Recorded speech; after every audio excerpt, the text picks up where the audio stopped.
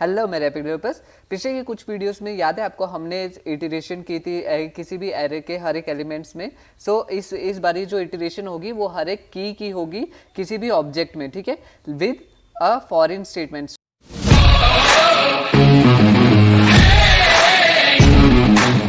Foreign statement क्या, sometimes you may need to iterate through all the keys within an object. कभी कभी हमें iteration की जरूरत पड़ेगी कि हम किसी भी ऑब्जेक्ट में हर एक कीज में इटरेशन करें।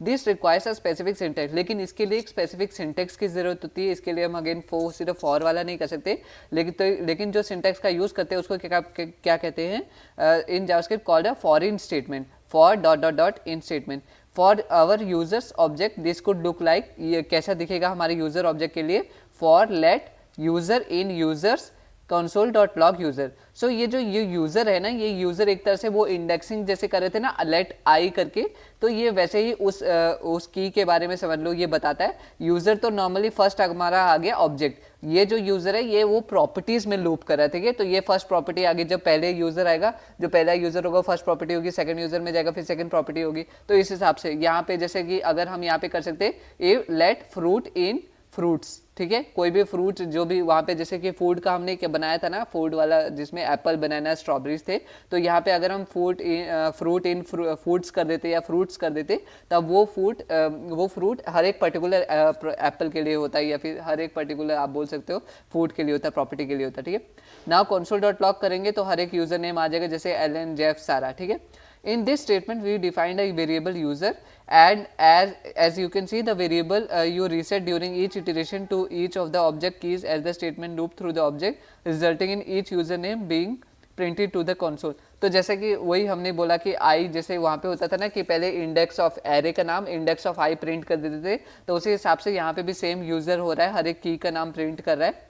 और एक और बात नोट करने वाली ये है कि ऑब्जेक्ट्स में ना एक ऑर्डर मेंटेन नहीं होता है जैसे कि एरेज में होता है। इसका मतलब कि 10 की पोजीशन ऑन एन ऑब्जेक्ट, किसी भी ऑब्जेक्ट की पोजीशन जो होगी, और the relative order in which it पे, या फिर वो रिलेटिव ऑर्डर जिस तरह से वो दिख रहा है वो इररेलेवेंट होता है जब ये रेफरेंसिंग कर रहे होंगे या एक्सेस कर रहे होंगे किसी भी की को, ठीक है। क्योंकि हमें डायरेक्टली नेम से मतलब होता है, यहाँ पे वो लूप वाला सिस्टम नहीं होता ना कि फर्स्ट इंडेक्स पे ये है, सेकंड इंडेक्स पे ये है, सो उसकी बात कर रहे हैं हम यहाँ पे। अब नाउ हमारा टास्क क्या है, हमने एक काउंट ऑनलाइन वाला फंक्शन क्रिएट किया है, इन्होंने करके दिया, इसको हमने कंप्लीट करना है। और इसमें क्या होगा कि कंसोल डॉट लॉग करना है कि जैसे ही हम इस यूजर ऑब्जेक्ट में जाएंगे हमें बताना है कि कितने लोगों का ऑनलाइन ट्रू आ जाएगा, ठीक है। Use a for in statement with this function to loop through the user object pass in the function and return the number of user whose online property is set to true. जितने लोगों का set true हो जाएगा उसे return कर देना। So what we will do, तो सबसे पहले तो हम यहाँ पे ले लेंगे काउंट ऑनलाइन, यहाँ पे हम पहले लूप लगा देंगे फॉर लेट यूजर इन। अब यहाँ पे ऑब्जेक्ट क्या ले लेंगे हम, यूजर ओबीजे ले लेंगे, क्योंकि यहाँ पे यूजर पास हुआ है तो ये एक तरह से वो यूजर ही बन जाए, लेकिन हमें तो यहाँ पे ये पास वाला आर्गुमेंट लेना ना, सो दैट इज वाई यहाँ पे यूजर ओबीजे लेंगे। तो मैंने ओके कंट्रोल से मैं सोचा कॉपी हो गया, ओके सो ये आ गया। अब लूप हमारा हो चुका है, लूप के अंदर जो भी आप करवाना चाहते हो, सो मैंने क्या करना है, चेक करना है इफ अगर यूजर ओबीजे डॉट नहीं, यहाँ पे ब्रैकेट नोटेशन लूंगा मैं, यूजर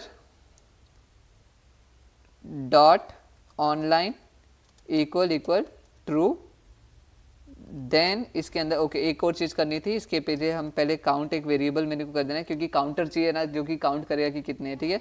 सो मैंने यहाँ पे कर दिया लेट काउंट इक्वल 0, पहले 0 से डिक्लेयर कर दिया। और अगर यहाँ पे ट्रू होगा तो मेरे को क्या करना है, यहाँ पे काउंट प्लस प्लस कर देना है, एंड लास्ट में क्या करना है, रिटर्न कर देना है